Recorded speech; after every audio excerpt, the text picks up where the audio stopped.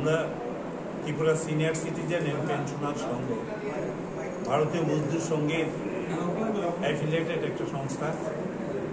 আমরা আমাদের যে বিএমএস-এর যে কর্মধারা, বিএমএস-এর যে আদর্শ, সেটা হচ্ছে রাষ্ট্রবাদী আদর্শ, আপনারা ভালো করে জানেন।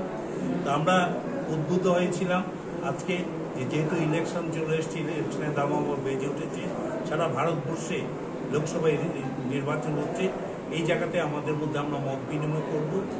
আমাদের সঙ্গে আজকে যিনি ক্যান্ডিডেট এই পশ্চিম ত্রিপুরা কেন্দ্রের মাননীয় বিপ্লব কুমার দেব মহোদয় এবং তার সঙ্গে মেয়র যিনি 7 রামনগর বিধানসভা কেন্দ্রের ক্যান্ডিডেট, উনিও আজকে কথা দিয়েছিলেন আমার সঙ্গে মত বিনিময় থাকবেন।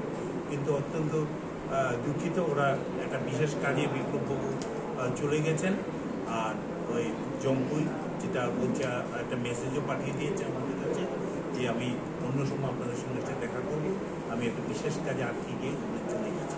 তো রঞ্জিতনগরে আমাদের মাননীয় মেয়র একটা যোগদান সভা আছে, ওই যোগদান সভাতে উনি ব্যস্ত হয়ে পড়েছেন। পুরো সভা চেষ্টা করে আমি আসতে পারছি না, আমি দুঃখিত। পরবর্তী সময় আপনাদের সঙ্গে আমরা কথা বলবো। কিন্তু বিএমএস-এর যে আদর্শ, বিএমএস-এর যে নীতি, কে আসলো কে এলো না, এটার দিকে তাকিয়ে না থেকে তার আদর্শ নিয়ে সে কাজ করবে।